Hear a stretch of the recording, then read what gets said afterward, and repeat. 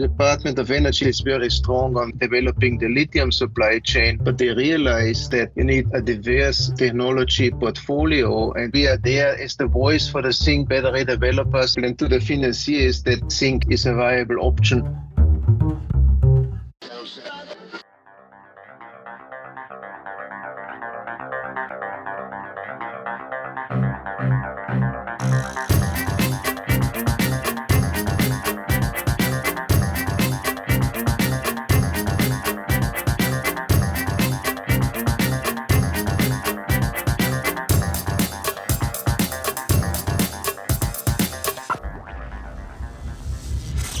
This is Energy Cast, and I'm Jay Downhauer. Today we're talking about more diversity in our choices for battery storage. You've heard me talk about this in the past. Lithium-ion batteries are the clear leaders in terms of availability and energy density, but it may be necessary to have more choices for storage. One of the emerging families of chemistries that are showing a lot of promise is zinc. According to my guest, these batteries have high performance, low cost, temperature safety, come in an abundant conflict-free supply, are sustainable, and recyclable.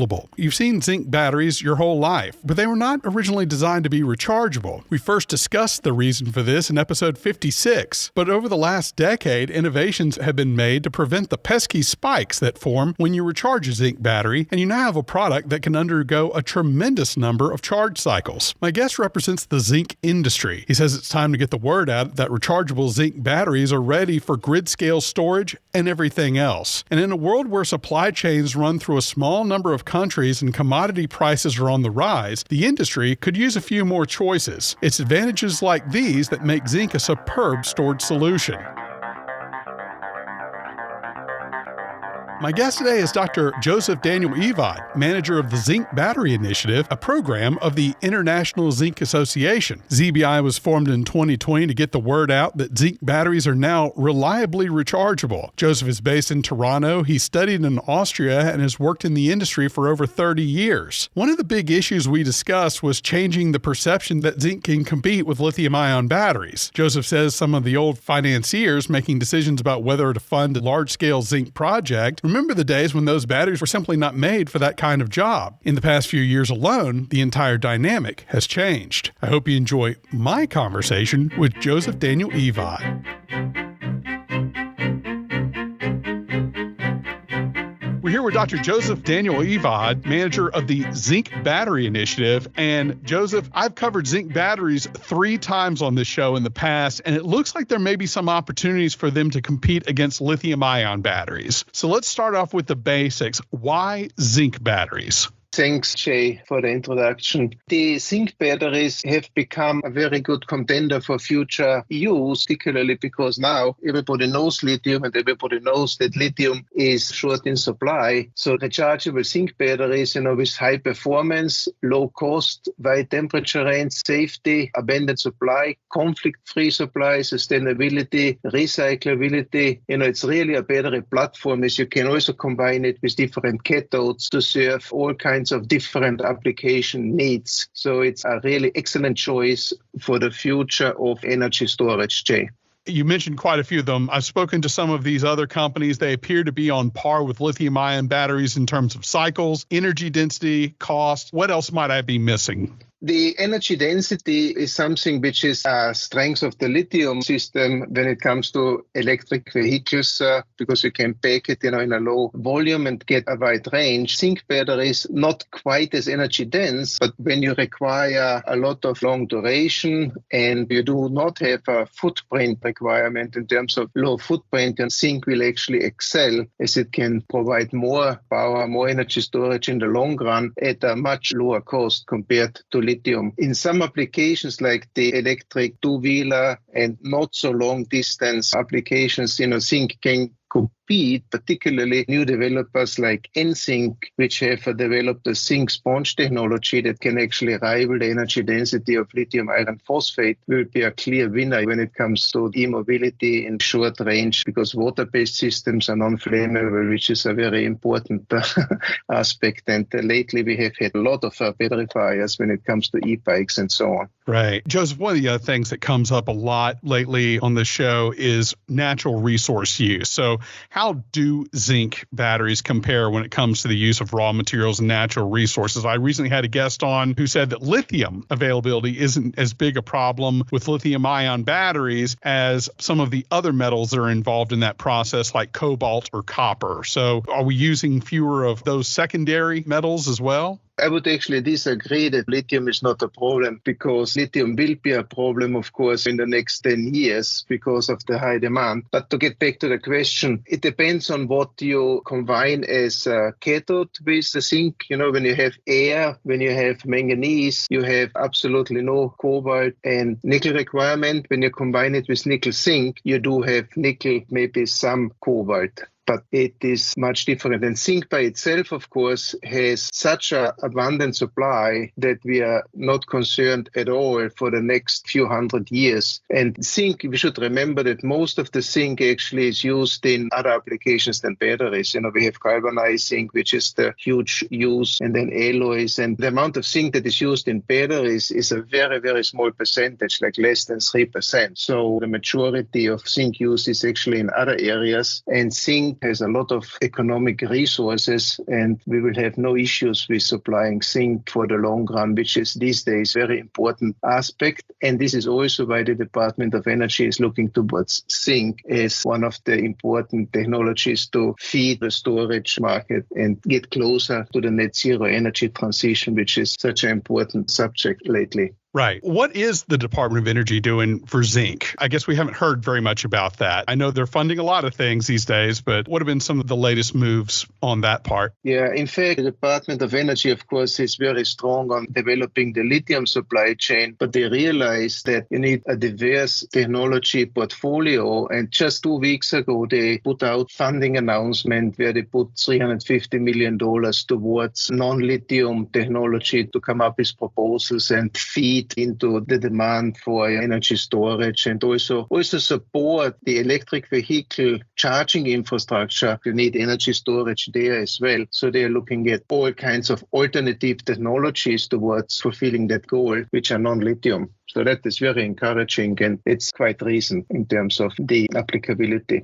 Right. You clarified a little bit when we were talking about energy density. You said that there are some companies out there. Zinc was one of them. We've covered this in the past, this idea that zinc was kind of used in regular batteries, and there's a way to make it rechargeable, which is really why we're talking about it today. And it's basically you space out the zinc. And so you mentioned something called a zinc sponge. And how does that affect energy density? And could you eventually put a zinc battery in an electric vehicle? You're quite right. Zinc has been used for the longest time, and I actually worked almost 25 years in making the household batteries where we use zinc as the anode. You know, in the last 10 years, the research has really intensified, and a lot of companies and members of the Zinc Battery Initiative have done great work in making the zinc rechargeable and having a long cycle life and durability. And there are different ways of achieving zincs in different application areas. The sponge technology is actually one that is very new. This is where NSync, and that was actually a collaboration they had with the research that came out of the Naval Research Institute, and they got a license to commercialize this technology. And they will actually be able to achieve probably around 150 watt-hours per kilo, because the zinc sponge allows a much higher loading. Now, it's a little bit of a chemical term, it's like the active material loading is higher, and then you can have a higher utilization. Zinc itself is a very energy-dense metal. When it comes down to it, percentage of the theoretical energy density that is used in the practical batteries is actually quite low. It's like maybe 20%, 25%. So if you can maximize the theoretical utilization, you have still a way to go in terms of what you can achieve in the end. Right now, you have anywhere from, when it comes to zinc bromide batteries, you are down at the lower energy density when it comes to the footprint, but you have a lot of longevity and endurance. And when it comes to the densest one, you would have the NSync type, where you can pack a lot of energy into a smaller volume, and you have everything in between, like the manganese zinc systems. You can put it together in the range of 70 to 100 watt-hours per kilo, which is very, very attractive. And don't forget, it's one thing to have an energy density based on a cell level. It's another thing to have it on a pack level. And when it comes to pack level energy density, if you have a system that is less risky, like a zinc water-based system, you do not need as much ancillary auxiliary systems to make sure it's safe. So the battery management system is simpler. You don't need extra heating and cooling. So on a pack level, you can actually achieve better numbers and very competitive numbers with chemistries that are very energy dense on a cell level, but more risky. So you have to put more safety in. So that's actually a consideration that is not much talked about, but should be considered as well.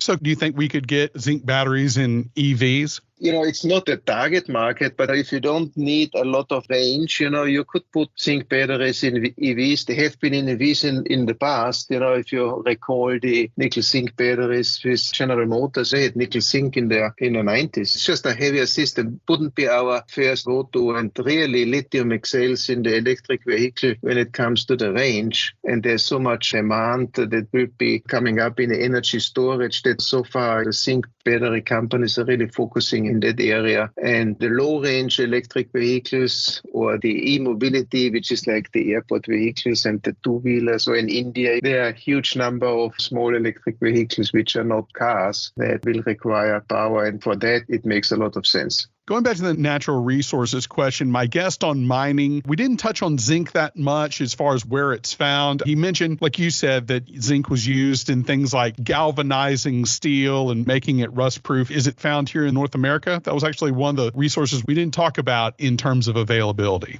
Yes, thanks for the question. This is actually a very important aspect of the whole. Like the zinc mining is actually done in 60 countries all over the world. And we have zinc in the United States, in Canada, in South America. It's in 60 countries all over the place, which is great. When it comes to refining it, there are 27 countries refining and smelting zinc. So it's very available all over the globe. And while China is the largest user of zinc, you don't need to rely on China for a zinc supply because it's so global. But China has also a lot of zinc and they use their own zinc. And there will be no dependence on China, which is a big topic for some other metals where even if they are not found in China, they are refined and processed in China, not so for zinc. So zinc is completely global and not an issue at all. Joseph, where would you like to see this generation of zinc batteries fitting into the mix? Like short-term utility scale energy storage? Is that maybe the next big market? We see zinc fit into a lot of different roles. The energy storage sector is, of course, a big one. And there we have different levels. We have a residential level, smaller systems, and you can go behind the meter. Then you can go bigger with commercial and industrial, which is giving security there for your renewable energy. And then you can go to a grid level where you get utility scale. And then it depends on what the customer wants and what the zinc chemistry you would choose. And you can go from very short duration to very long duration. You could even do a hybridization where you have instantaneous power, which for instance nickel zinc, and combine it with a very long duration system where you have like a zinc air that can run for hundreds of hours. Because when you decouple the storage, like the storing of the energy from your battery, from the cell module, it's almost like you have a car, right? You have a car, you have a motor with a certain horsepower, and then it's the amount of energy you put in a tank. With a zinc air system, you can do something similar also with a zinc bromine system where you select the power you need with a battery cell module, and then the tank, you can put as much as you need for your application. And with zinc, you can go up to 100 hours. If you go more than 100 hours, then you get into the arena where hydrogen and other systems will be more cost effective. So anywhere from instantaneous, which is in milliseconds, to 100 hours, you can find a zinc technology that fits, Jay. Yeah, that's pretty versatile. Joseph, I've had some conversations, not necessarily on the podcast. Some people have come up to me and asked me some advice specifically about financial institutions and about financing big utility scale battery projects. And the feedback I've gotten from a lot of these financial institutions is that it's still early days for them. These batteries don't have the same track record as large lithium ion manufacturers. And so when it comes to project financing for, say, utility scale battery energy storage systems, lithium ion still the preferred module of choice. Is that what you're seeing? That's actually why the Zinc Association initiated the Zinc Battery Initiative. We are there as the voice for the zinc battery developers and to the capital market people and to the financiers that zinc is a viable option. Of course, lithium batteries are produced and they are readily available in a mass manufactured situation, whereas the zinc battery developers are new and they are just creating their gigafactories. Like we have nickel zinc, for instance, like Asia has just put the shovel into the ground for their first gigafactory.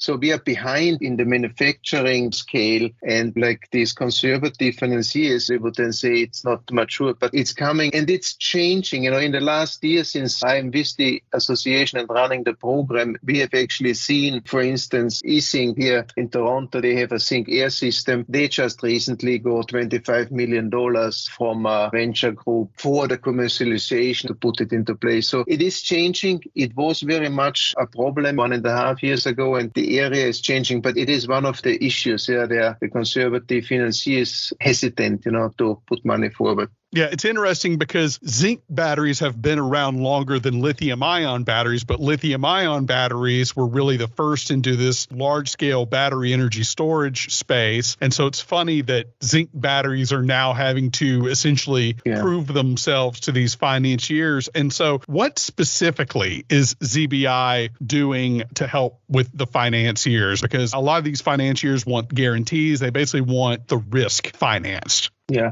well, CBI at that stage, we are basically communicating and getting the message out, the benefit of the zinc-based batteries. But one of the things that is happening, particularly in the US now with the Department of Energy, where they basically put money up to do demonstration projects, that is going to help a long way towards minimizing the risk. Because if you get that influx, then, it's not a me first situation and you're going to get more success, in my opinion, going forward that way. In the past, zinc got a bad rep because the old zinc-based batteries had a short cycle life. And that is something that our members have overcome with new research. And some of the people in the financing area, if they have been around, they still have the memory from the old zinc cycle life shortfalls. That has caused some of the hesitations. But with education and with demonstrations and with the new energy going forward, we will definitely see much more acceptance and the funds will flow in because it's a capital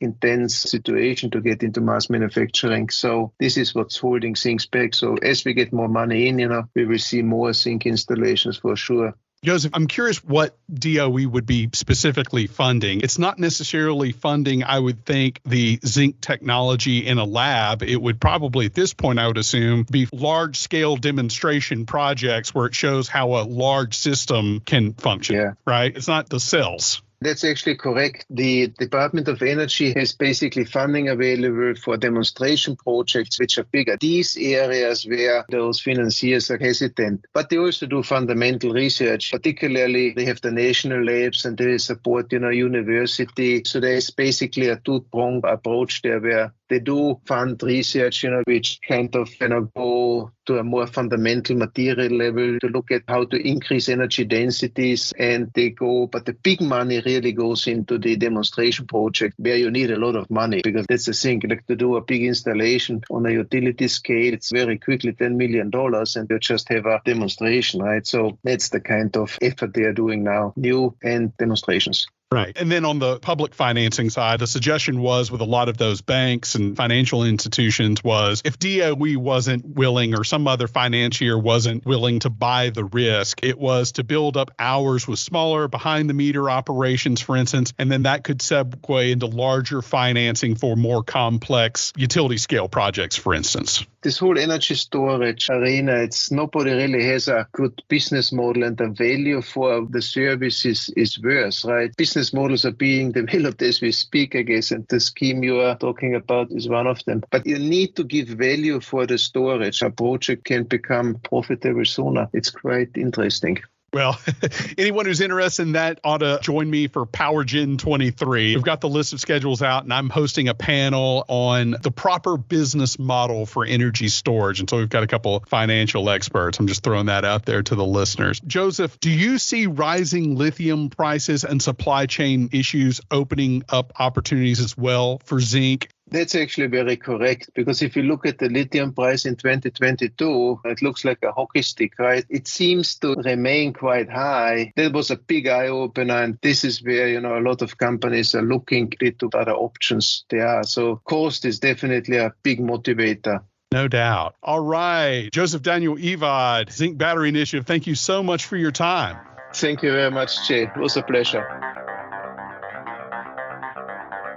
That was Dr. Joseph Daniel Evad, manager of the Zinc Battery Initiative, a public outreach program sponsored by the International Zinc Association. As of this episode, ZBI has 11 members, including Zinc 5 and Urban Electric Power, who were featured in episode 130. ZBI, a member in Zinc, who Joseph said had licensed the Zinc sponge technology, is the same technology we profiled back in episode 56 with its creator, Dr. Deborah Rollison of the Naval Research Laboratory. I want to thank Joseph for his time, as well as Tanya Correa at Silverline for setting this up. You can find plenty of pictures for this episode on energy-cast.com, as well as on Instagram at HostEnergy and Twitter at HostEnergyCast. All guests are sent the wrong completed audio the week of release. So far, no complaints. Be sure to leave us a positive review on iTunes. That gets the word out. Music was produced by Sean Stroop at Stroop Loops. That wraps up episode 156. Be sure to join us next week when we discover just how much room is left for LNG terminals. Until then, I'm Jay Downhauer. We'll see you next time.